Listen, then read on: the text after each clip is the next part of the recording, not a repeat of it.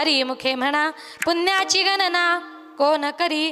भगवान परमात्म्याचं चिंतन करावं लागेल. कारण का जो जन्माला आला त्याला प्रत्येकाला मरायचंय.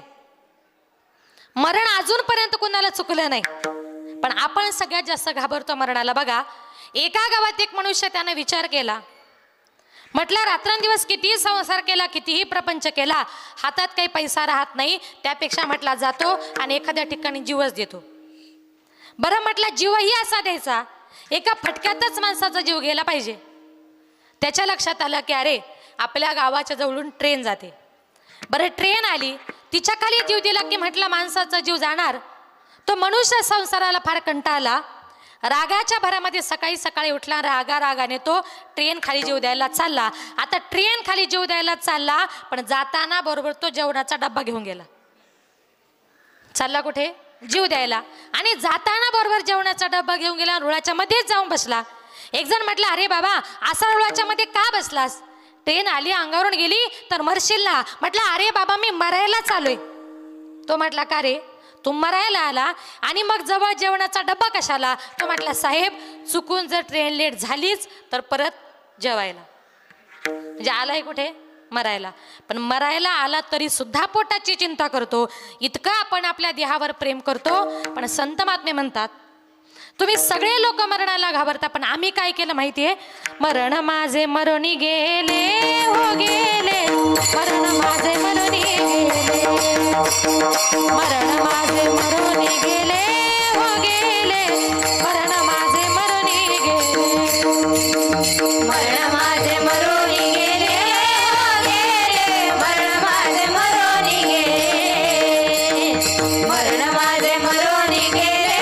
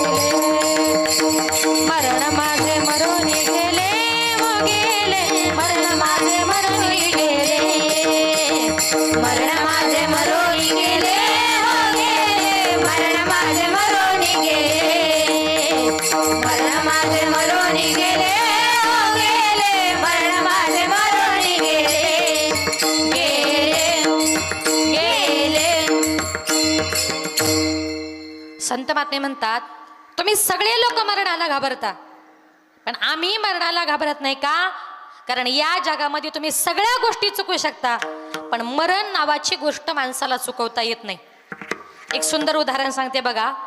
एक दिवस चित्रगुप्ताने आम्हाला सांगितलं यमा आत्ताच्या आत्ता खाली मृत्यू लोकामध्ये जा आणि या 15च्या 15 लोकांना वर स्वर्गामध्ये घेऊन ये. आता यमाने चित्रगुप्ताची चिठ्ठी घेतली. यम खाली मृत्यू लोकात आला. खाली आल्यानंतर यमाच्या चिठ्ठीमध्ये पहिलं नाव होतं ते गण्याचं. गण्याचं म्हणजे काय? आपल्याकडे जर गणेश नाव असेल तर तुम्ही त्याला काय म्हणता? खरं सांगा महिला मंडळ, गण्या म्हणता ना.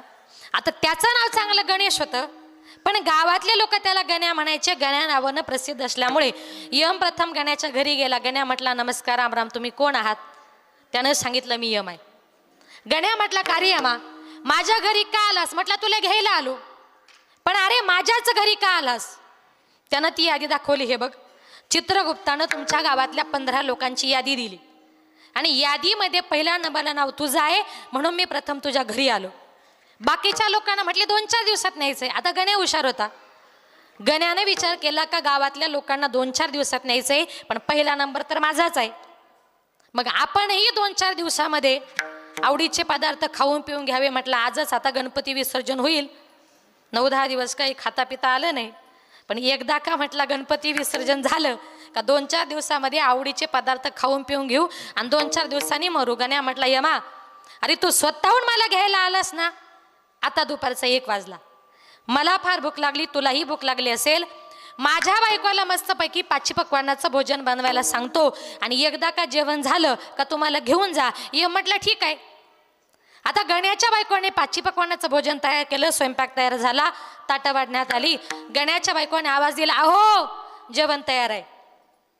गण्या लगेच किचन मध्ये गेला आणि गण्याने काय केलं, यमाच्या जेवणाच्या ताटामध्ये गुंगीचं औषध टाकलं. कशाचं? दुष्टातला यम बरं खरा नाही, एखाद्या पाहुण्यालाच माराली यम म्हणून असं काही करू नका बरं. गुंगीचं औषध टाकलं, ताटा वाढण्यात आली. गण्या आणि यम दोघ जण जेवण करायला बसले. आता यमाच्या जेवणामध्ये गुंगीचं औषध असल्यामुळे जेवल्या बरोबर यमाला गुंगी आली आणि जेवल्या जागीच यम झोपला.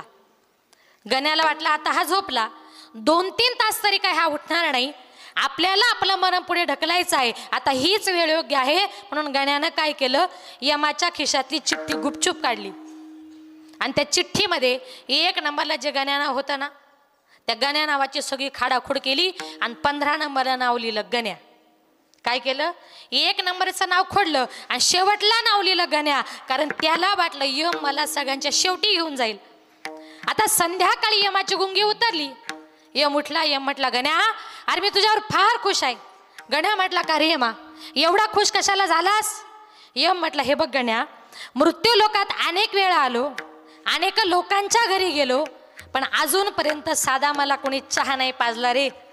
पण तुझ्या घरी आल्यानंतर म्हटलं पाची पकवानाचं भोजन काय, वरून 2-3 तास आराम काय. म्हणून गण्या मी तुझ्यावर एवढा खुश आहे, एवढा खुश आहे, आणि मी तुझ्यावर खुश होऊन असं ठरवलंय गण्या, मी असं करतो, तुला नेण्याऐवजी यादीत जातं शेवटी नाव आहे ना त्यालाच मी घेऊन जातो. शेवटी नाव कोणाचं होतं? गण्याचं. यम कोणाला घेऊन गेला?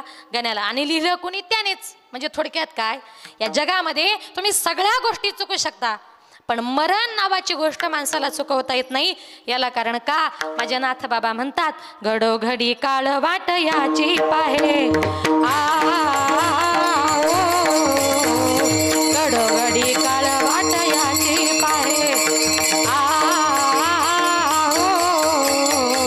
घडोघडी काळ वाट याची पाहे, घडोघडी काळ वाट याची पाहे, घडोघडी काळ वाट याची पाहे, घडोघडी काळ वाट याची पाहे, घडोघडी काळ वाट याची पाहे,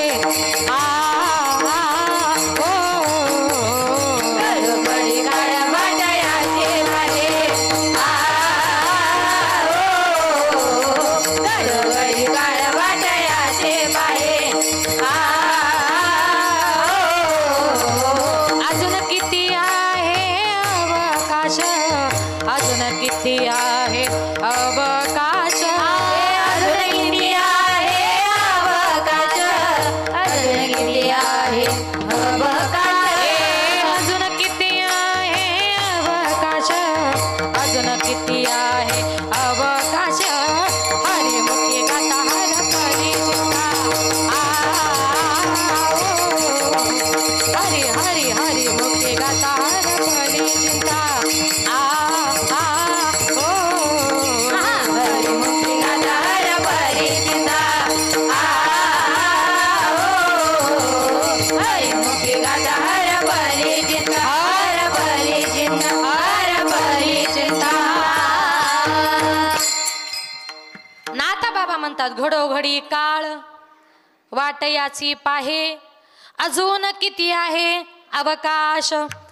काळ प्रत्येक घडीला, प्रत्येक क्षणाला तुमची माझी प्रत्येकाची वाट बघतोय. म्हणून काळानं घेऊन जायच्या अगोदर तुकोबाराय म्हणतात, कितीही जरी दुःख वाटायला आलं तरी ते आपल्या भोगानुसारच येत असतं. अभंगाचे प्रथम चरण. भोगतो ना गडे संचिता वाचोनी, भोगतो ना गडे संचिता वाचोनी, भोगतो ना गडे संचिता वाचोनी, भोगतो ना गडे संचिता वाचोनी, भोगतो ना गडे संचिता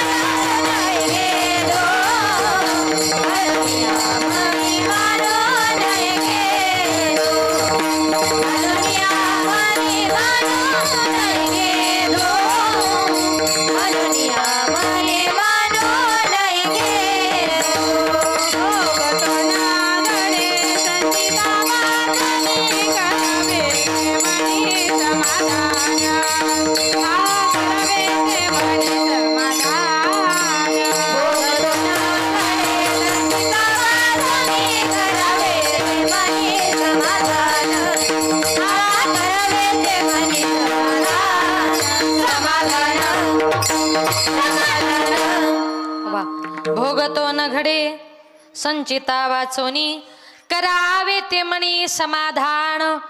तुकोबाराय म्हणतात कुठल्याही माणसाच्या जीवनामध्ये कुठलाही भोग हा त्या माणसाच्या संचित कर्माशिवाय त्याच्या जीवनामध्ये घडत नाही. आता संचित कर्म म्हणजे काय तर मागच्या जन्माचं साचून ठेवलेलं कर्म. आता संचित कर्म हे माणसाला कसं भोगावं लागतं त्याच्याबद्दल एक सुंदर उदाहरण सांगते, प्रत्येकानं ऐका. ज्या वेळेला एक ज्या वेळेला माझे संत सज्जन महाराज हे जगन्नाथपुरीची रथयात्रा करण्याकरता निघाले होते. आता ते सज्जन महाराज म्हणजे कोण तर ज्यांची आमच्या वारकरी संप्रदायाने नोंद घेतली ते सज्जन कसाया विको लागे मास माळ्या सावत्यास खुरपू लागे. ते सज्जन महाराज जगन्नाथपुरीची रथयात्रा करण्याकरता मुक्काम दरमुक्काम करत करत निघाले होते. संध्याकाळच्या वेळेला एका गावामध्ये मारुतीचं मंदिर दिसलं म्हणून महाराज त्या मंदिरामध्ये मुक्कामा करता थांबले. संध्याकाळच्या वेळेला त्या मंदिराच्या बाहेरून एक 20-25 वर्षाची तरुण तडफदार सुंदर अशी स्त्री, इकडे लक्ष द्या गडबड करू नका, सुंदर अशी स्त्री त्या मंदिराच्या बाहेरून चालली होती. आणि सज्जन महाराजांचं वय सुद्धा 20-25 वर्षाचं होतं. महाराजही दिसायला फार सुंदर होते. जेव्हा त्या बाईची नजर सज्जन महाराजांवर पडली, सुंदर महाराजांना बघितलं आणि ती बाई त्या महाराजांच्या प्रेमात पडली. आतमध्ये मंदिरात गेली, सांगितलं महाराज आपण कोण? त्यांनी सांगितलं या देहाला सज्जन महाराज असं म्हणतात. आला तर कुठून? म्हटले ओरिसा प्रांतातून आलोय. चालला तर कुठे? जगन्नाथपुरीची रथयात्रा करण्याकरता चाललोय. म्हटले रात्रीचा मुक्काम तुमच्याच मंदिरात. भोजनाची व्यवस्था महाराजांनी सांगितलं गावकरी जे देणार तेच खाणार, नाही कोणी दिलं तर पाणी पिऊन तसाच उपाशी झोपणार. त्या बाईनं सांगितलं महाराज तुम्ही आमच्या गावचे अतिथी आहात, कुणीतरी तुम्हाला देणार मग तुम्ही खाणार, नाही कोणी दिलं तर तुम्ही उपाशी झोपणार. त्यापेक्षा महाराज तुम्ही माझ्या घरी चला, मी तुमच्याकरता पाचपक्वान्नाचं भोजन बनवते. सज्जन महाराजांनी सांगितलं बाई आम्ही संन्यासी माणसं कोणा संसारिकाच्या घरी जात नाही. ती बाई पुन्हा पुन्हा विनंती करू लागली, महाराजांच्या पाया पडू लागली. महाराज अहो तुमचे पाय तरी आमच्या दाराला लागू द्या. साधू संत येते घरातोची दिवाळी दसरा. त्या बाईची तळमळ बघितली, महाराजांना वाटलं बाई चांगली दिसते, धार्मिक दिसते. सांगितलं बाई तुम्ही पुढे चला, मी नंतर जेवायला येतो. ती बाई पुढे गेली. नंतर सज्जन महाराज गेले. त्या बाईनं महाराजांकरता पाचपक्वान्नाचं भोजन तयार केलं. महाराजांचं जेवण झालं आणि महाराज हात धुण्याकरता बाहेर गेले आणि तेवढ्यात धो धो पाऊस पडायला सुरुवात झाली. मोठं वादळ उठलं होतं, विजा चमकत होत्या, ढगांचा गडगडाट चालू होता.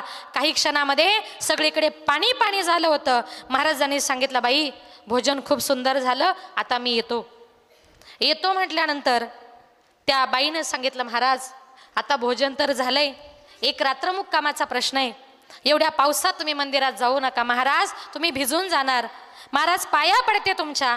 महाराज म्हटले बाई भोजन करण्याचा आग्रह केलाय, आता मुक्कामाचा आग्रह करू नका.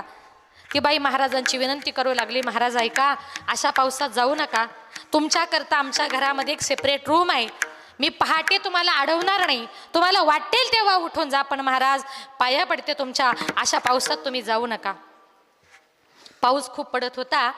सज्जन महाराजांचा नाविलाज झाला होता आणि नाविलाज झाला होता. रात्रीच्या वेळेला महाराज त्या बाईच्या घरी मुक्कामा करता थांबले आणि रात्री 2-2:30च्या सुमारास त्या बाईने आपला पती गाढ झोपलेला बघितला.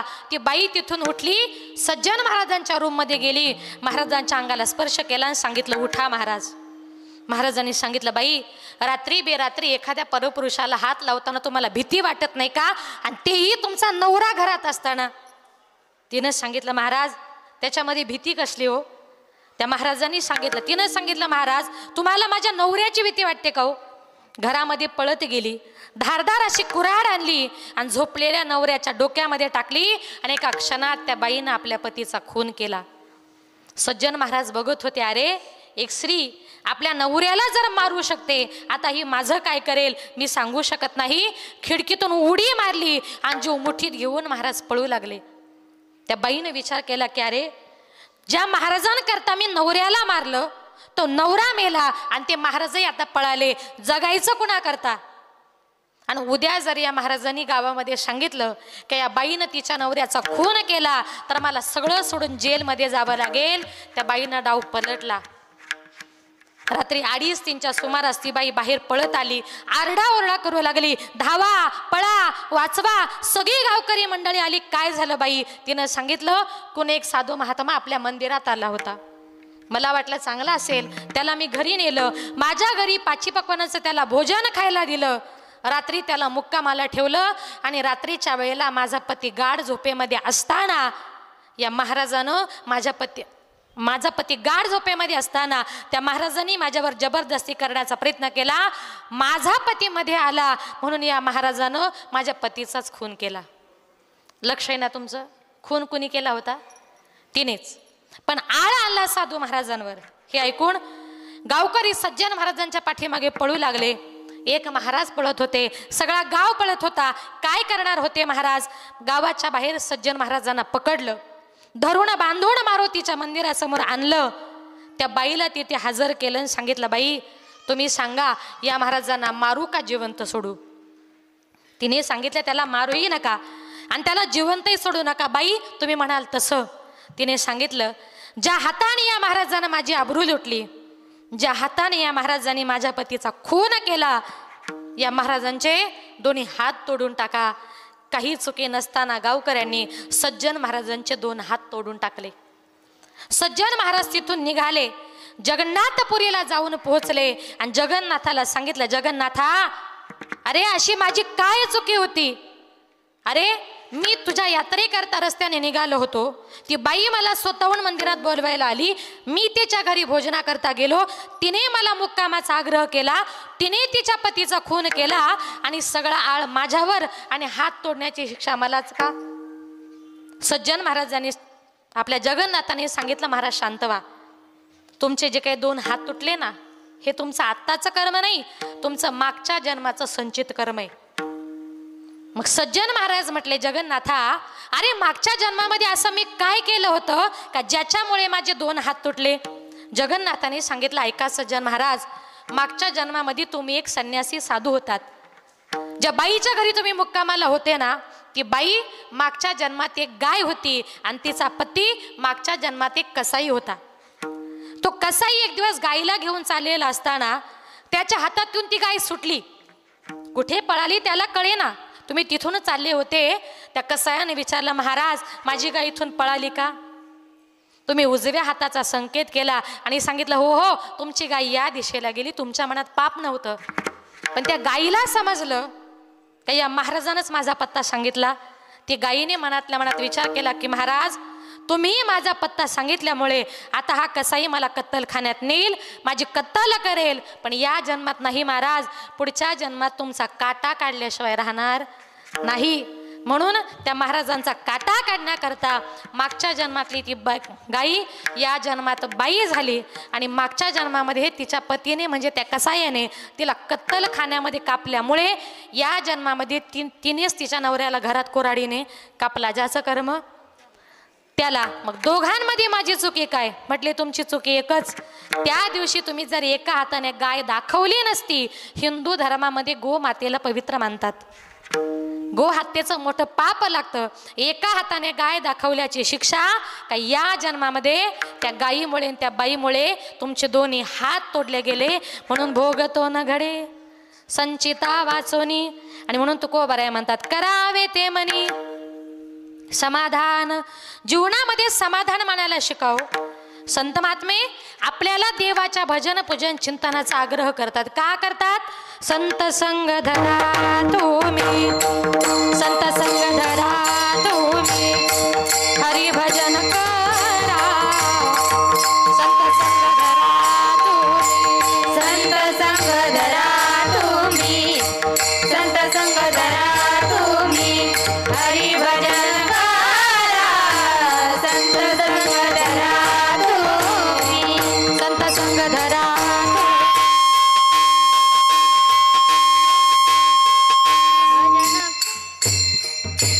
संत संग धरा तुम्ही, हरी भजन करा.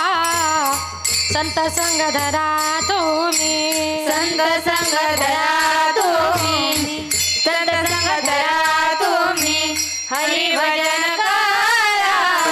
संत संग धरा तुम्ही पाठी लागला से काळ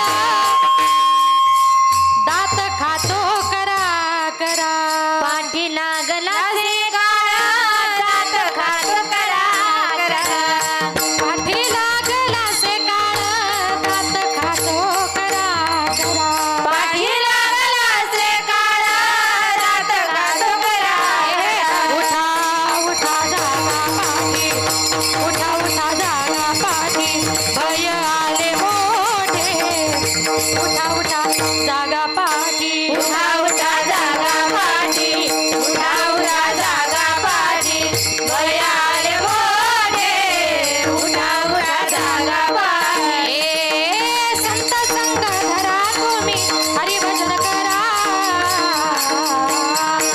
पाठी लागला से काळ दात खातो करा करा पाठी लागला से काळ दात खातो करा संत संग धरा तुम्ही हरिभजन करा पाठी लागला से काळ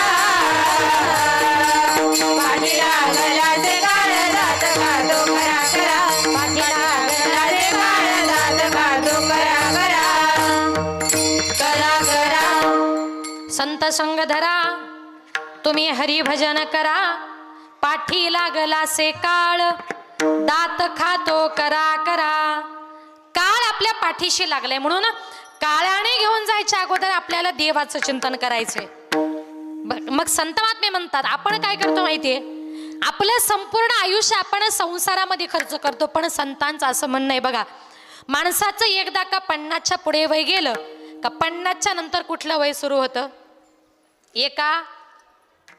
एका वन एकट्याने कुठं जायचंय वनात मग इथं का बसले संतांचं म्हणणं आहे एकदा का तुमचं 50च्या पुढे वय गेलं अर्ध्याला जास्त वय झालं अजिबात घरामध्ये भांडणं करीत बसायचे नाही आजही काही माणसांना अशी सवय 60-70 वर्षाचं वय होतं पण जमिनीचे कागद आणि कपाटाच्या चाव्या सोडायला तयार होत नाही मग मुलं आणि सुना हिसकावून घेतल्याशिवाय राहत नाही मग घरामध्ये भांडणं होतात संत महात्मे म्हणतात अजिबात घरामध्ये भांडणं करायचे नाही एकदा का तुमचं अर्ध्याला जास्त वय झालं की मुलांना सांगायचं बाबांनो तुमचा संसार तुमचा प्रपंच तुमचा तुम्ही सांभाळा आणि एकदा का मुलांच्या हातामध्ये संसार प्रपंच दिला का घरामध्ये एका जागी बसायचं मग एका जागी बसून काय करायचं नातवंड सांभाळायची का महिला मंडळ ते तुमचं तुम्ही ठरवा पण संतांचं असं म्हणणं आहे एकदा का अर्ध्याला जास्त वय झालं घरात एका जागी बसायचं आणि बसून काय करायचं ठाईचं बाई सोनी करा एक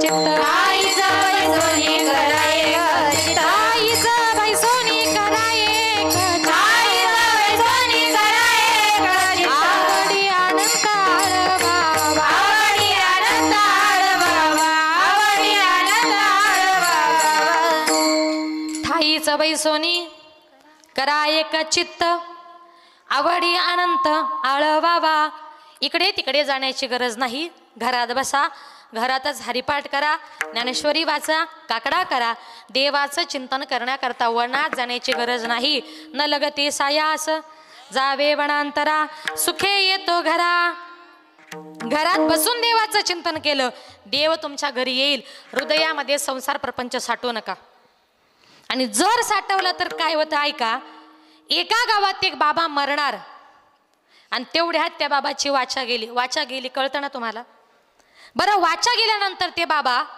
हाताच्या संकेताने बघा इकडे लक्ष द्या हाताच्या संकेताने फक्त असे करायचे असे करायचे म्हटले बाबाला झालंय तरी काय सगळा गाव तिथं गोळा झाला बाबा सांगतायत तरी काय एका माणसानं सांगितलं कदाचित मला असं वाटतंय तुमचे बाबा असं सांगतायत आपल्या घरातला धोरण पैसा संपत्ती ना सगळी पाठीमागच्या भिंतीत ठेवली आता पैसा कोणाला नकोय मागच्या भिंतीमध्ये पैसा ठेवला म्हटल्याबरोबर घरातल्या लोकांनी अर्जंट JCB बोलवला घराची सगळी भिंत पाडली 1 रुपया सापडला नाही बाबा हाताच्या संकेताने फक्त असे करायचे म्हटले दुसऱ्या भिंतीत असेल तिसऱ्या भिंतीत असेल घराच्या 2-3 भिंती पाडल्या पण एकाही भिंतीमध्ये 1 रुपया सापडला नाही बाबांनी विचार केला की अरे माझी वाचा गेली मला बोलता येत नाही आणि मुलांनी उभ्या घराला जेसीबी लावलाय. अरे नक्की यांचं चाललंय तरी काय.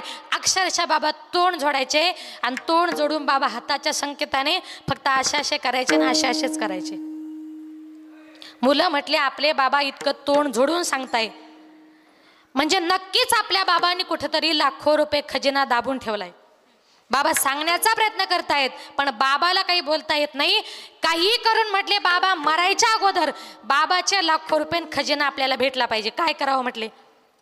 एका माणसानं सांगितलं तुम्हाला तुमच्या बाबांना जर बोलायला लावायचं असेल तर आयुर्वेदामध्ये काशी वनस्पती आहे. ती वनस्पती खाल्ल्यानंतर माणसाला काही क्षण बोलण्याची परवानगी असते. तिचं नाव आहे संजीवनी वनस्पती. पण तिची किंमत आहे 50,000. मुलं म्हटले 50,000 रुपये जाऊ द्या पण बाबाचे लाखो रुपये खजिना. अक्षरशः त्या लाखो रुपयाच्या खजिन्याच्या आशे करता पाहुण्यांकडून अर्जंट 50,000 रुपये उसने आणले. त्याची संजीवनी वनस्पती आणली. बाबाला खाण्याकरता दिली.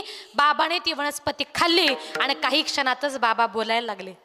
मुलं म्हटले बाबा अहो सकाळपासून तुम्ही हाताच्या संकेताने फक्त असं करताय असं करताय. बाबा तुमच्या हाताच्या संकेतावरून आम्ही सगळं घर पाडलं आणि घराचं पार पटांगण केलं.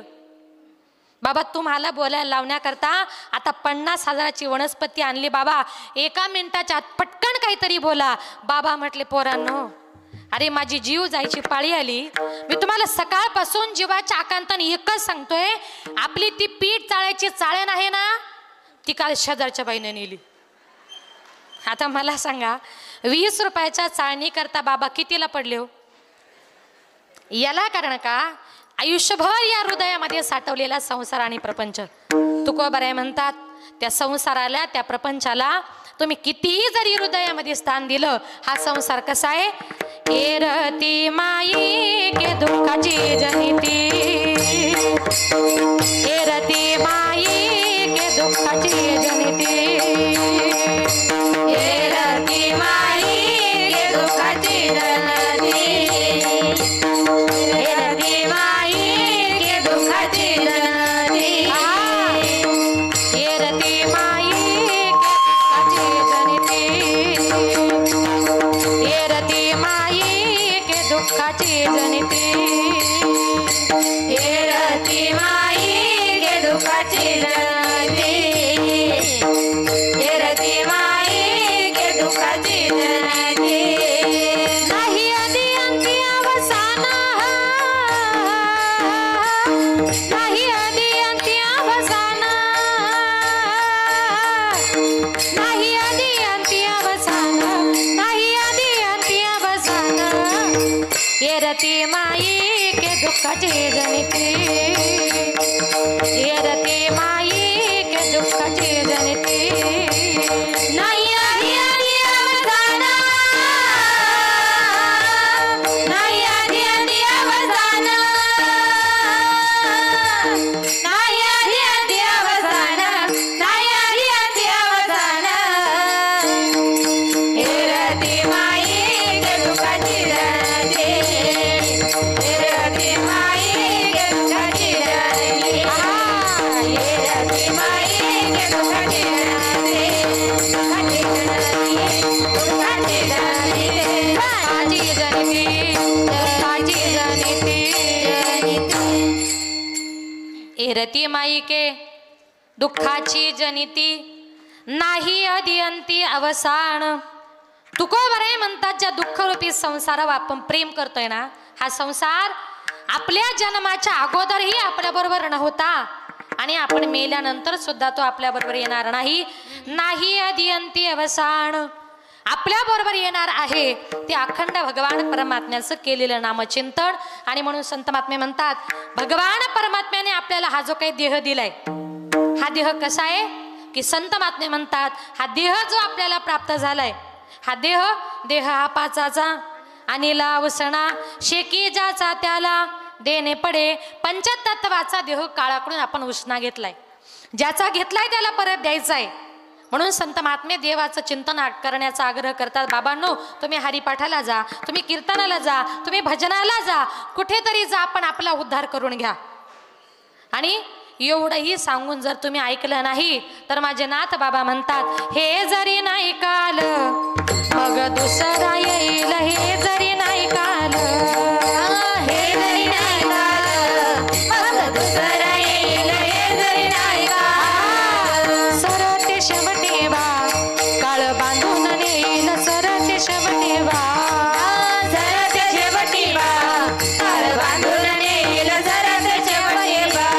एका जनार्दनी आमचे काय भाजाईल, एका जनार्दनी आमचे काय बाळाईल, एका जनार्दनी आमचे काय भाजाईल, एका जनार्दनी आमचे काय बाळाईल. पिंगळा पिंगळा पिंगळा महाद्वारी बोले बोलत देखा, पिंगळा महाद्वारी, पिंगळा महाद्वारी बोले बोलत देखा, पिंगळा महाद्वारी, पिंगळा माधवारी बोले बोलत देखा, पिंगळा माधवारी, पिंगळा माधवारी बोले बोलत देखा, पिंगळा माधवारी. आहा, टाळी वाजवा, प्रत्येकानं टाळी वाजवा, प्रत्येकानं टाळी वाजवा, आपल्या मनुष्य देहाचं सार्थक करून घ्या. गोळा गोळा वाजती टाळ, धन धना नाच रसाळ, गोळा वाजती टाळ, धना धना नाद रसाळ, गोळा गोळा वाजती टाळ, धन धना नाच रसाळ, गोळा वाजती टाळ, धना धना नाद रसाळ. ए निर्गुण निराकार दादा माहूर माझे गाव, निर्गुण निराकार दादा माहूर माझे गाव, शकून शकून शकून शकून शकून सांगावया, आले माई माझे नाव, शकून सांगावया, आले माई माझे नाव, शकून सांगावया आहे माई माझं नाव, शकून सांगावया आहे माई माझं नाव. शतजण तुम्ही शतजण टिपरी माळाच्या गाई हो, शतजन तुम्ही शतजन टिपरी माळाच्या गाई हो, शतजण तुम्ही शतजण टिपरी माळाच्या गाई हो, शतजन तुम्ही शतजन टिपरी माळाच्या गाई हो. दाताचं दातवण घ्या ग कुणी, दाताचं दातवण घ्या ग कुणी, कुंकू कुंकू कुंकू कुंकू घ्या कोणी काळामणी, कुंकू घ्या कोणी काळामणी, कुंकू घ्या कोणी काळामणी, कुंकू घ्या कोणी काळामणी, कुंकू घ्या कोणी काळमणी, कुंकू घ्या कोणी काळमणी, कुंकू घ्या कोणी काळमणी, कुंकू घ्या कोणी काळमणी. अहम वाग्या सोहम वाग्या प्रेम नगरावारी, सावधोनी भजनी लागा देव करा कैवारी, माझ्या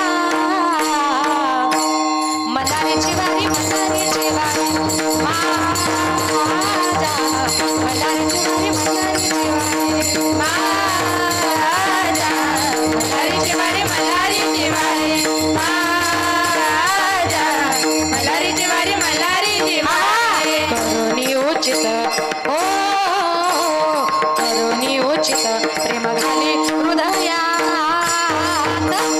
दान मागायचं, दान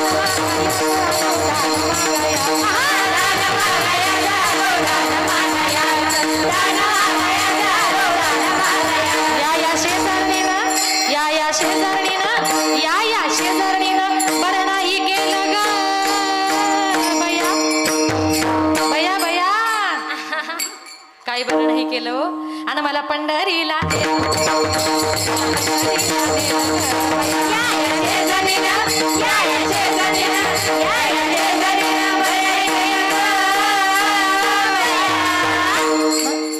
मला मला पंढरीला नेलं ग बया, मला पंढरीला नेलं ग बया, मला पंढरीला नेलं ग बया.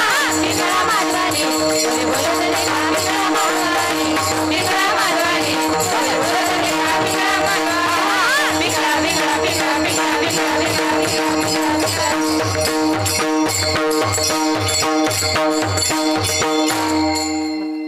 जेवढं काही म्हटले ना सगळ्याचा अर्थ एक आहे. माझे नाथ बाबा म्हणतात, तुम्ही जर देवाचं चिंतन केलं नाही, हरिपाठाला गेला नाही, आळंदीला नाही, पंढरीला नाही, तर तुमचा शेवट कसा होईल माहितीये. आणि आम्ही सांगितले जर तुम्ही ऐकलं नाही तर हे जरी नाही काल मग दुसरा येईल सरते शेवटी बा.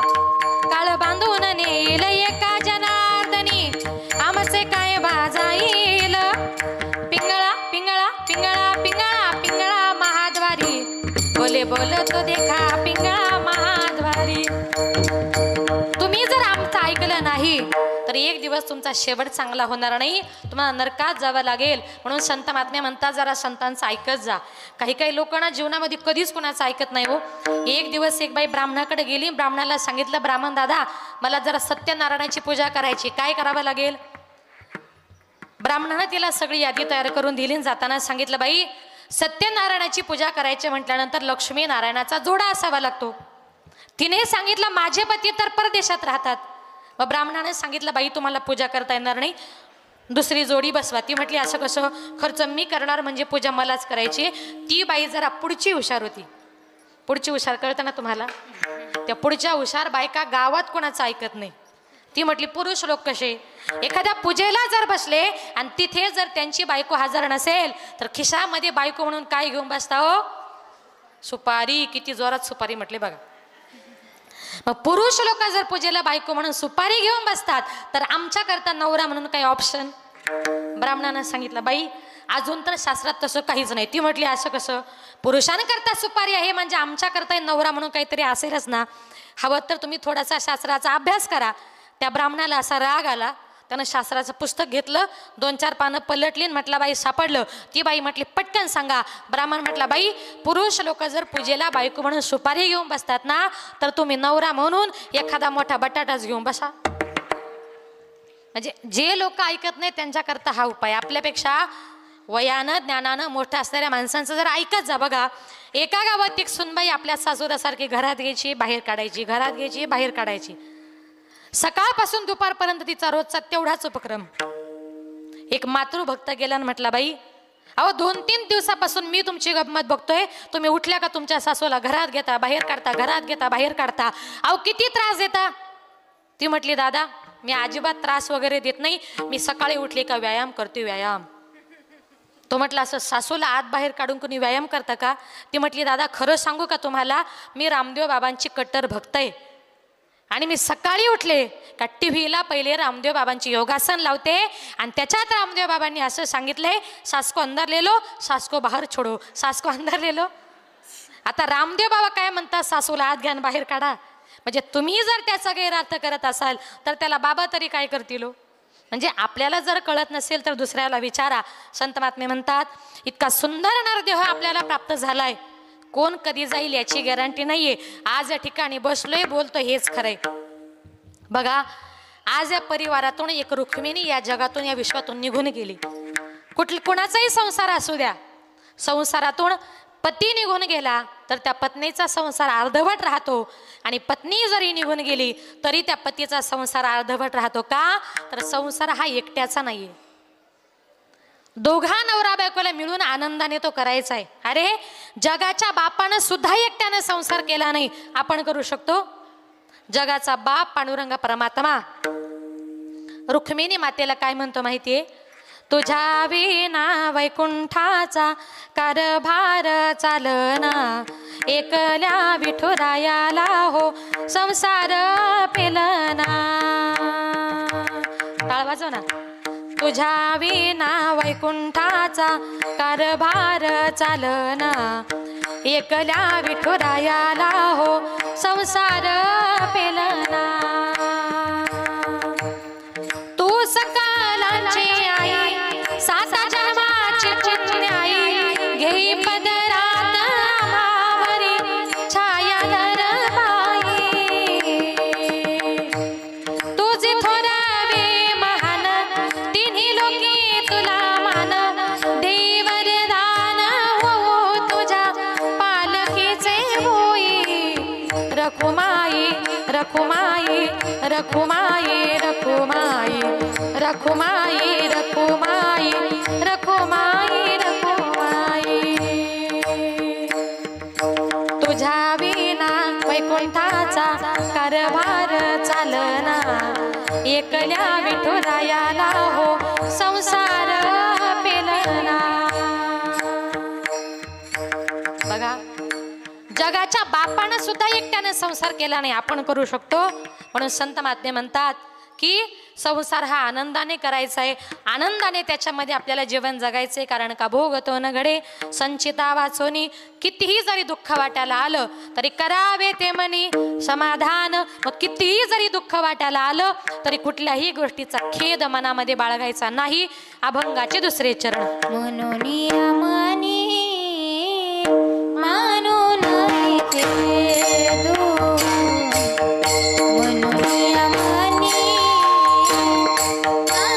मानून खेदो, मनोनी मनी मानून खेदो, मनोनी मनी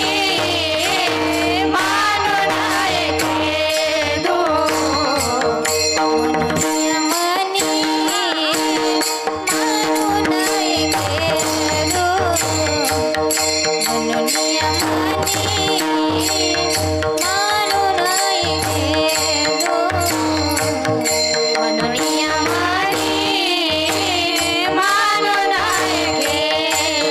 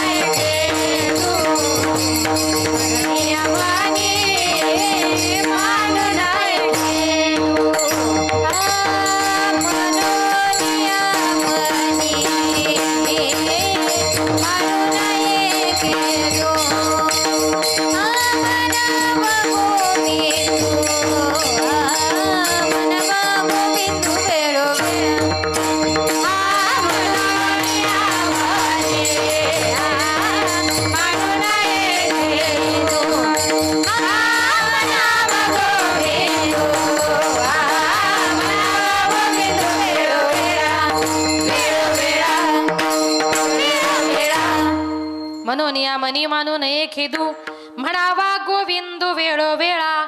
तुकोबराय म्हणतात कितीही जरी दुःख वाटायला आलं तरी गोविंदाचं चिंतन सोडायचं नाही. मग दुःखाच्या समयी आपण देवाचं चिंतन केलं तर काय होते, एक सुंदर उदाहरण सांगते बघा. ज्या वेळेला माझी संत जनाबाई विठ्ठलाची भक्त रात्रंदिवस विठ्ठलाचं चिंतन करायची, नामदेवरायांची दासी जणी म्हणून नामदेवरायांच्या घरामध्ये 14 माणसांची प्रामाणिकपणे सेवा करायची. घरामध्ये झाडू मारायची, कपडे धुणं, भांडी घासणं, स्वयंपाक करणं, हे सगळं काम माझी जनाबाई करायची. आणि सगळी कामं करून झाली का रात्रीच्या वेळेला जनाबाई रात्रभर जात्यावर दळण दळायची. परत दळण दळताना नुसती दळण दळत नव्हती, तर दळण दळताना देवाच्या नावाच्या ओव्या म्हणायची. सुंदर माझे जाते ग फिरते बहुते ग, ओव्या गाऊ कौतुके तू ये रे बा विठ्ठला. सासू आणि सासरा दिरतो तिसरा, ओव्या गाऊ भ्रतारा तू ये रे बा विठ्ठला. प्रत्येक कडवं संपलं की म्हणायची ए रे बा विठ्ठला, ए रे बा. त्या विठ्ठलाला साकडं पडायचं की अरे माझी जनाबाई रात्रभर जात्यावर दळण दळते. बरं एकटीच दळण दळते आणि दळण दळता दळता मला पुन्हा पुन्हा हाक मारते, मग मलाही जणी करता गेलं पाहिजे.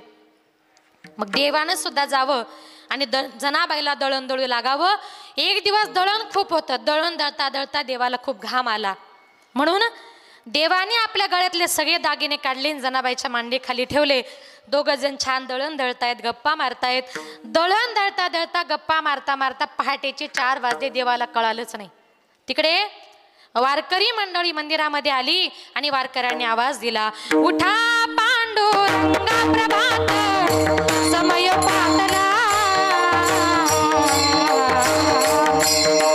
वैष्णवाचा मेळा पारी दाटला, वैष्णवाचा मेळा गरुडा पारी दाटला.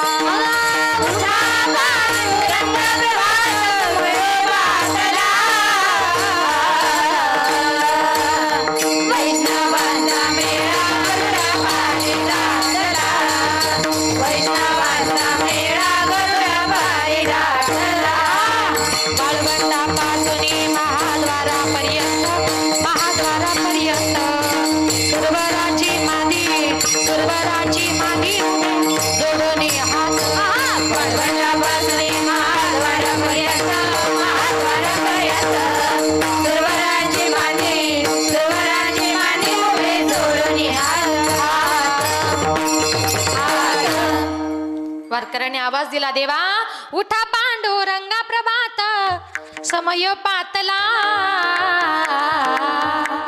वैष्णवांचा मेळा गरुडा पारी दाटला. देवा उठा. उठा म्हटल्याबरोबर देवाची गडबड झाली की अरे वारकरी मंडळी तर रावळामध्ये आले, गरुड खांबापर्यंत आले, आणि मी जर मंदिरात नसेल तर सगळीकडे गडबड होणार. उठा म्हटल्याबरोबर देवाची अशी गडबड झाली, देव गडबडीने उठले आणि गळ्यामध्ये दागिने घालायचे सोडून जनाबाईची गोधडीच गळ्यात घातली आणि देव पळत सुटले. जनाबाई म्हटले, देवा देवा हो. देव म्हटले, जणे काहीच बोलू नको, मला फक्त जाऊ दे. देव धावत पळत कसे तरी रावळामध्ये गेले, विटेवर जाऊन उभे राहिले आणि देवाच्या लक्षात आलं की अरे दागिने एवढे जड झाले कसे काय. खाली वाकून बघितलं तर गळ्यात गोधडी. आता म्हटले माझंही खरं नाही, जणीचंही खरं नाही. तेवढ्यात पुजारी मंडळी दार उघडणार, देवानं गळ्यातली गोधडी टाकली बाजूला काढून फेकली. पुजाऱ्यांनी दार उघडलं. दार उघडल्याबरोबर पुजाऱ्यांचं लक्ष गेलं देवाच्या गळ्याकडे, तर देवाच्या गळ्यामध्ये एकही दागिना नव्हता. चोरी झाली, चोरी झाली, सगळीकडे आरडाओरडा झाला. तेवढ्यात एका पुजाऱ्याचं लक्ष गेलं त्या गोधडीकडे. 100% कोणीतरी चोर मंदिरामध्ये आला, दागिने सापडले, गोधडी टाकून निघून गेला. ही गोधडी कुणाची आहे? सगळ्या पंढरपुरातून फिरवली. एका बाईनं सांगितलं 100% जणीचीच आहे. जनाबाईच्या रूमची झडती घेतली तर जनाबाईच्या रूम मध्ये देवाचे सगळे दागिने सापडले. जनाबाईने विठ्ठलाची चोरी केली म्हणून तिथल्या राजानं फरमान सोडलं, हिला आत्ताच्या आत्ता सुळावर द्या. जनाबाई करता चंद्रभागेच्या वाळवंटामध्ये सूळ रोवण्यात आला. धरून बांधूनच जनाबाईला सुळाकडे चालवलं होतं. कितीही चांगलं वागा, जनाबाईला सुद्धा विरोधक होत्या. आपलं काय हो, त्या विरोधातल्या बायका म्हणायच्या, जणे लाज वाटत नाही तुला? अगं विठ्ठलाचं चिंतन करते आणि रात्री त्या विठ्ठलाचे दागिने चोरते. जणे अगं लाज कुठं सोडली ग? जनाबाई मनातल्या मनात म्हणते, विठ्ठला याच्यामध्ये माझी चुकी नाही. तू स्वतःहून माझ्या घरी आलास, तुझे दागिने तू विसरून गेलास आणि माझी उदडी तू घेऊन गेलास. विठ्ठला या बायका काय काय बोलतात ना, मला सहन होत नाही रे.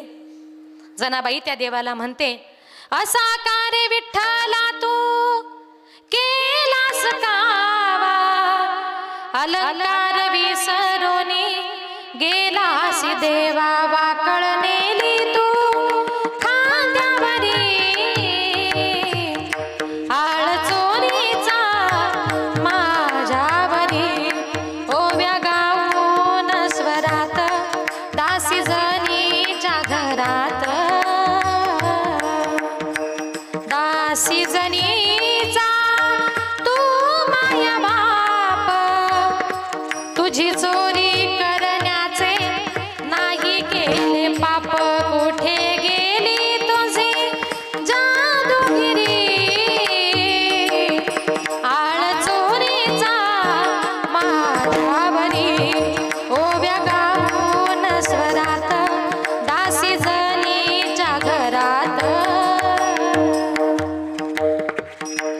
जनाबाई देवाला म्हणते, देवा याच्यात माझी चुकी नाही रे. आणि मग धरून बांधून जनाबाईला चंद्रभागेच्या वाळवंटामध्ये सुळापर्यंत नेलं. जनाबाईला सुळावर चढवलं. तोच काय प्रकार झाला. सुळाचे त्या झाले पाणी पाणी. सुळाचं पाणी झालं, त्याच्यातून पांडुरंग परमात्मा प्रगट झाले. पांडुरंगाला बघितलं, जनाबाई पळत गेली, विठ्ठलाच्या चरणाला मिठी मारली आणि रडू लागली. देवानं सांगितलं, उठ जणी, तू माझी भक्त आहे. अगं तुझ्यावर इतका मोठा चोरीचा आळ आला, पण तू कुणाही समोर माझं नाव न घेता मनातल्या मनात तुम्हाला हाक मारली. जणे तुझ्या ठिकाणी आपल्यातली कोणी जनाबाई जर असती ना, सुळावर द्यायच्या वेळेला पटकन म्हटली असती, मी नव्हते मंदिरात गेले, देवच माझ्या घरी आला होता. पण जणे इतका चोरीचा आळ तुझ्यावर आला, पण कोणाच्या समोर तू माझं नाव न घेता मनातल्या मनात तू माझं विठ्ठल विठ्ठल असं चिंतन केल्यामुळे जणे मला तुझ्यावरचं संकट दूर करावं लागलं. म्हणून म्हणावा गोविंदू वेळोवेळा. कितीही जरी दुःख आलं तरी मनातल्या मनात देवाचं चिंतन करायचं सोडायचं नाही आणि जीवन जगताना कोणावर रुसायचं नाही. अभंगाचे 3रे चरण.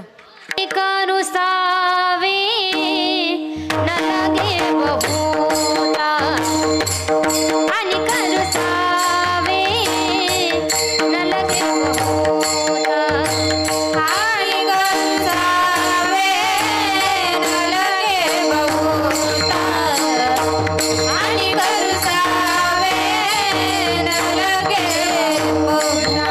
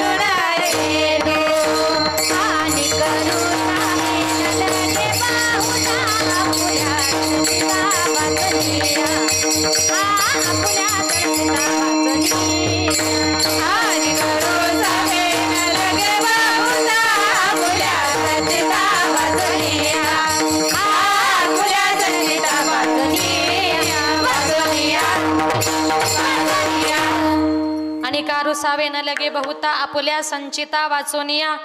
मग तुकोबाराय म्हणतात, जीवन जगताना अजिबात कोणावर रसायचं नाही. तुका म्हणे भार घातली यावरी होईल कैवारी नारायण. आता या ठिकाणी माझ्या अल्पमतीप्रमाणे अभंगाचा थोडासा धावता भावार्थ आपल्या समोर मांडण्याचा प्रयत्न केला. कार्यक्रमाची वेळ संपत आलेली आहे. एक शेवटचे 10 मिनिटं घेते, पण उरलेल्या वेळेमध्ये थोडंसं आई वडिलांविषयी बोलते. या विश्वामध्ये आई बापासारखं श्रेष्ठ दैवत नाही. जिवंतपणी माणसाला मायबापाची किंमत कळत नाही. एकदा का आपले मायबाप या जगातून या विश्वातून निघून गेले, नंतर कितीही जरी रडलं फायदा होणार नाही. कारण का, जेव्हा आपले मायबाप या जगातून या विश्वातून निघून जातात ना, तेव्हा ते कुठे गेलेले असतात माहितीये? गेली दुरी दिगंतरा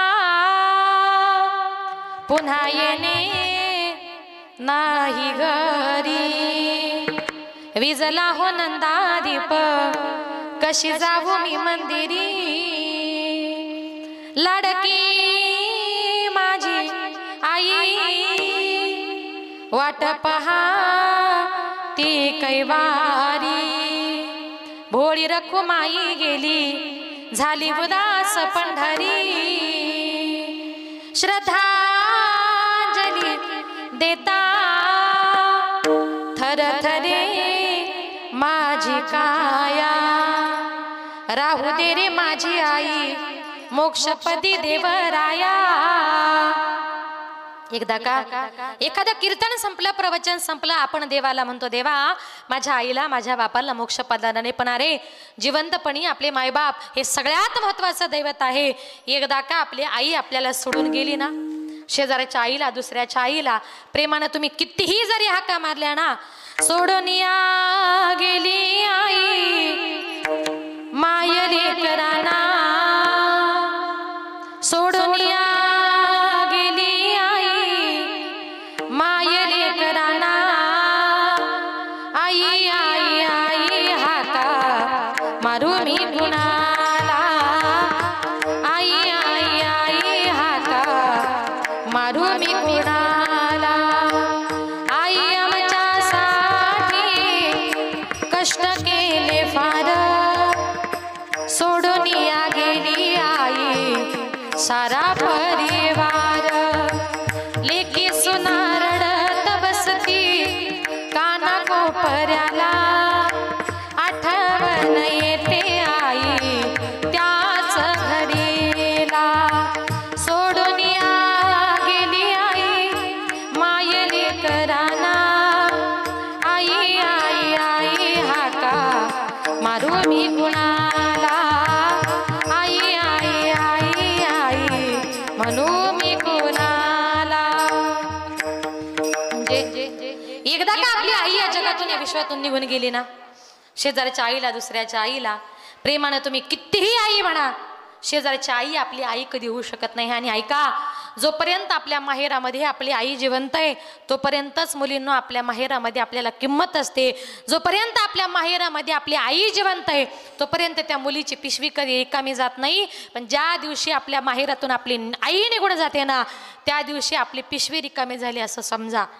याला कारण काय, ऐका, ज्या वेळेला आपण आपल्या माहेरी जातो आणि माहेरातून जेव्हा आपण सासरी जायला निघतो ना, तेव्हा ती मुलगी तिच्या घरची लखपती असेल, करोडपती असेल, पण जेव्हा ती मुलगी तिच्या माहेरमधून जायला निघते ना, तेव्हा तिची आई म्हणते बाई आपल्या गावातला गावठी भाजीपाला आहे, एवढा पिशवीमध्ये घेऊन जा. तिच्या घरी मिळत नाही का, याला आईचं प्रेम म्हणतात. पण म्हणून जोपर्यंत माय जिवंत आहे तोपर्यंत आपली पिशवी कधी रिकामी होऊ शकत नाही. जीवनामध्ये मायबाप हे सगळ्यात महत्वाचं दैवत आहे. बघा, आज आईच्या पश्चात त्यांची मुलं, त्यांच्या मुली आहेत, पण आईचं आणि मुलीचं नातं म्हणजे अतिशय गोड. असं एकही घर नाही की त्या घरात आईचं आणि मुलीचं भांडण होत नाही. पण त्या माय लेकीचं भांडण म्हणजे कसं असतं माहितीये, माय लेकीचं भांडण दया दुधाची मोकळी, लेक धरते अबोलाई मनाची मोकळी. आई शिकविते तुला राग येतो लेकी, पराया माणसाशी बोलू नये एकाएकी. काय म्हणते आई, अगं तुझी मुलीची जात आहे ग.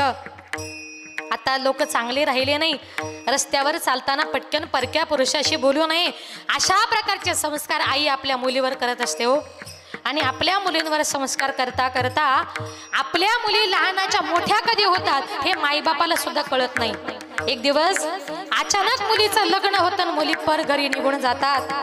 त्या आई बापाला आपल्या मुलीची फार आठवण येते. मग ती आई आपल्या मुलीची आठवण म्हणून काय करते माहितीये, लेक जाते सासरला आई लाग कर मेना, सारविल्या भिंतीवर काढल्या ग मैना. लेक जाते सासरला मागे मागे फिरू पाही, बोलती आई माझी लाडाची लेक जाई. लेक जाते सासरला माय लेकी पडे गळा, कस कोरड्यानं दिला पाणी येत खळा खळा. एखादी मुलगी जायला निघाल्यानंतर आईला रड असं सांगावं लागत नाही. आणि ज्या वेळेला माईबाप म्हातारे होतात मुलं लक्ष देत नाही, त्यावेळेला आई बापाला वाटतं आता आमचे हातपाय चालत नाही, आमच्या मुलीने आमच्यापर्यंत आलं पाहिजे. पण ती मुलगी तिच्या संसारात गुंतलेली असते, तिला सासुरवास असतो. ती मुलगी आपल्या आई बापाला भेटायला येऊ शकत नाही. ते मायबाप रडतात आणि म्हणतात आमचे हातपाय आता चालत नाही, पण काही करा, आम्ही आता आमचा मरण्याचा समय जवळ आलाय, एकदा तरी आम्हाला आमच्या मुलीला भेटवायला आणावं. ते मायबाप रडतात आणि काय म्हणतात, माझ्या जीवाच्या लेकीला आज सांगवा पाठवा, माझ्या व्याकुळ जीवाला माझी मालन भेटवा. नाव लेकीचं घेता जात फिरे गरागरा, माझी डोळं पुसणारी लेक गुंतली संसारा. रोज येते सपनात काही बोलत ती नाही, भर चैताच्या उन्हात माझी सुकली गजाई. करू लेकीचं नशीब झालं कपाळ उघड, घरधन्याच्या वाचून कोणी घेईना लुगड, कोणी घेईना लुगड. म्हणजे इतके जर माईबाप आपल्यावर प्रेम करतात तर आपण त्यांना विसरू नका. शेवटी जाताना 1-2 मिनिटं घेते. ज्या आईनं आपल्याला जन्म दिलाय, एकदा का ती आपली आई गेली ना, आज यांच्या परिवारातून, मानी परिवारातून त्यांची आई निघून गेली. त्यांच्या आईसारखी आई आणि त्यांच्या मूर्तीसारखी मूर्त परत या जगामध्ये भगवान परमात्म्याने कधीच घडवली नाही.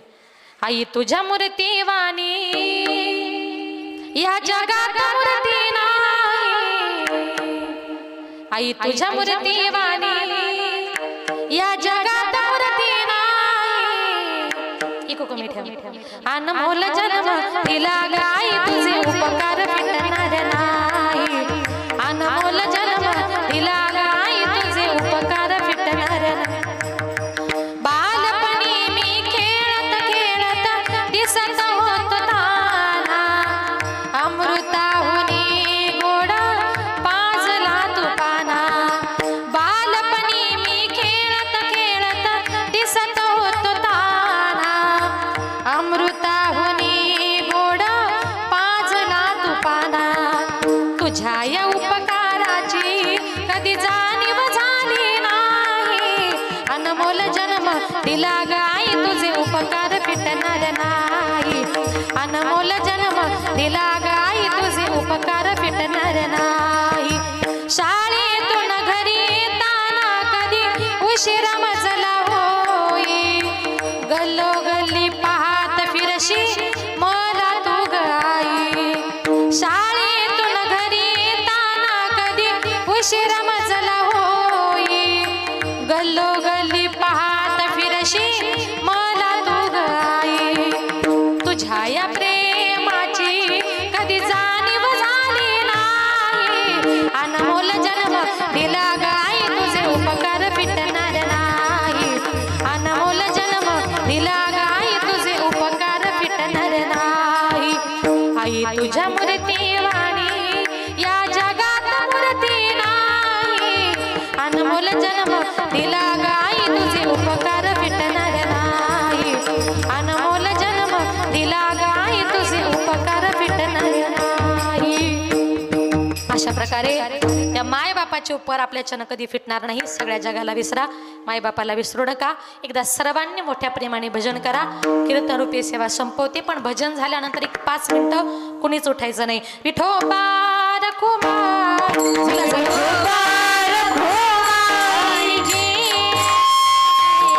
हरि जय जय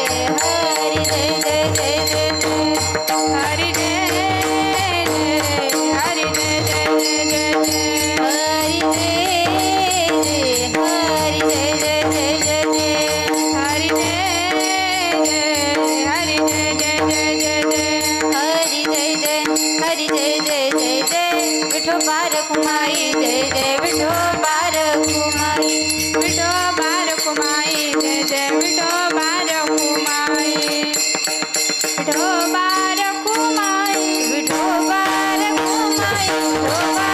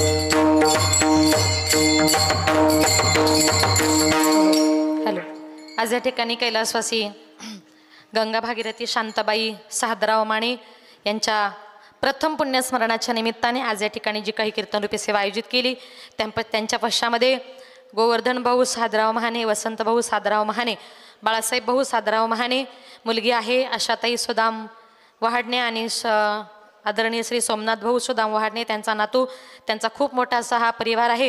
या सगळ्या परिवारातून एक आई आज या जगातून या विश्वातून निघून गेली. त्या मातेनं अतिशय कष्टाचं मुलाचं जीवन जगलं आणि चांगले खायचे प्यायचे दिवस आले. भगवंत त्यांना घेऊन गेला. ईश्वरचरणी प्रार्थना करूया की आमच्या आईंना भगवंत स्वर्गामध्ये चांगल्या ठिकाणी स्थान देवो. माझ्या वतीने, माझ्या संपूर्ण महाराष्ट्र वारकरी संप्रदायाच्या वतीने आईंना भावपूर्ण आदरांजली श्रद्धांजली या ठिकाणी अर्पण करते. आणि आदरणीय आमचे माने सर यांच्या संपर्काच्या माध्यमातून या ठिकाणी येण्याचा योग आला त्याबद्दल सर तुमचं या ठिकाणी मनपूर्वक आभार. तुमच्यामुळे आज या ठिकाणी ही कीर्तन करण्याची संधी मला मिळाली.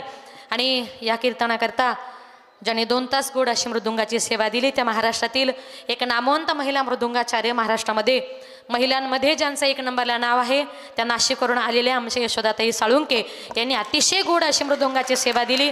बघा, मृदुंग वाजवायचा म्हटला तर मर्दाची ताकद लागते, पण आज आमच्याकडे मर्द नव्हता तर मर्दांगिनी होती. तिच्याकरता एकदा जोरदार टाळ्या वाजवा. यशोदाताईंचं या ठिकाणी मनपूर्वक आभार.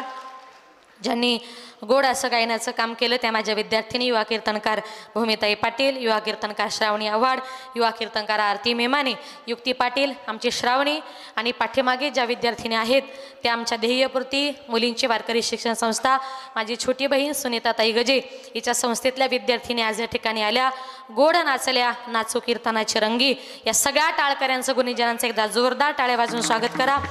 आणि आमचा आवाज तुमच्यापर्यंत ज्यांनी सुंदर गोड पोचवला, सिस्टीमवाले दादा गोड ऑपरेटिंग केलं, तुमचंही या ठिकाणी मनपूर्वक आभार मानते. कारण हॉलमध्ये सिस्टीम लावायची तेवढी सोपी गोष्ट नसते, नाहीतर त्यांची सिस्टीम फार सुंदर आहे, पण गोड सिस्टीम दिली दादा, तुमचंही या ठिकाणी मनपूर्वक आभार. तुम्ही सगळा श्रोतवर्ग, गणगोत्र, नातेवाईक त्यांच्या दुःखात सहभागी झालात, त्यांच्या कार्यात सहभागी झालात. त्यांचा माने परिवार किती चांगला आहे मला वैयक्तिक सांगण्याची गरज नाही. आज तुमची गर्दी दाखवून देते का त्यांचा परिवार किती चांगला आहे. कारण का पाठीमागे आपण वळून बघितलं तर आज एवढी गर्दी का जागासुद्धा राहिली नाही. इतक्या मोठ्या संख्येने आपण आलात का तर माने परिवारानं तुमच्यावर केलेलं प्रेम, आपण सर्वजण आलात. आणि माझे आत्याच्या चिरंजीव आमचे सुभाषदादा वैद्य यांच्या संपर्काच्या माध्यमातून आज या ठिकाणी येण्याचा योग आला. माझी आई या ठिकाणी उपस्थित आहे, माझ्या आईचं सुद्धा या ठिकाणी मनपूर्वक आभार. आणि आज या ठिकाणी आदरणीय हरिभक्त परायण आमच्या कीर्तनकार तांबेताई अश्विनीताई तांबे आणि त्यांचे मिस्टर तांबे महाराज ते देखील या ठिकाणी उपस्थित आहे. ताई तुमचं या ठिकाणी मनपूर्वक आभार. आणि बोलताना काही चुकलं असेल तर क्षमा असावी. जाताना 1 मिनिटामध्ये सांगते की मागच्या वर्षी 12 ऑगस्टला मी नांदेडला कीर्तनाला चालले होते आणि जाताना माझा फार मोठा ॲक्सिडेंट झाला. त्याच्यामध्ये माझ्या मानेचा मणका मोडला. मणक्याचे माझे 2 ऑपरेशन झालेत. 7-8 महिने कार्यक्रम माझे सगळे बंद होते. आता 3-4 महिन्यापासून मी कार्यक्रम सुरू केले. पण आयुष्यभर देवाचं केलेलं नामचिंतन तुम्हाला सगळ्यांनाच माहिती आहे. मी वाशीरचीच कन्या आहे. आम्ही तिघीही बहिणी कीर्तनकार, अनिता, वनिता आणि सुनीता. त्याच्यापैकी दोघी इथेच राहतात, मी राहते भिवंडीला. पण आज सरांनी आपल्या सरांमुळेच या ठिकाणी सर्वांचं दर्शन मिळालं. पण लहानपणापासून मी माझ्या वयाच्या 4थीपासून मी कीर्तन करते. 9व्या वर्षापासून आज 25 वर्ष झाले कीर्तन करते त्याला. आणि जेव्हा माझा सकाळी 7 वाजता ॲक्सिडेंट झाला ना, तेव्हा आमच्या गाडीमध्ये काकडा चालू होता. त्या काकड्यानं मला वाचवलं. निश्चितच त्या दिवशी लक्षात आलं की असं म्हणतात, ज्या ठिकाणी देवाचं भजन पूजन कीर्तन चालू आहे त्या ठिकाणी यमराजा आपल्या जवळ येऊ शकत नाही. ते संतांचं वाक्य त्या दिवशी 100% खरं वाटलं. म्हणून तुम्हाला सुद्धा सांगते, आपल्याला आपलं आयुष्य वाढवायचं असेल तर भगवान परमात्म्याचे चिंतन हे फार महत्त्वाचं आहे. म्हणून बोलताना काही चुकलं असेल तर क्षमा असावी. जे काही चांगलं असेल ते तुम्ही घेण्याचा प्रयत्न करा. झालेली सेवा विठ्ठल रुक्मिणीच्या अगस्ती मुनींच्या चरणी समर्पित करून सेवेला माझी छोटी कन्या ध्येया ही सुद्धा या ठिकाणी आलेली आहे. ती सुद्धा खूप सुंदर गाते. तिचंही या ठिकाणी मनपूर्वक आभार. माझी आई, आमचा माऊली, सर्वांचा आभार. ज्ञानेश्वर माऊली, ज्ञानराज माऊली.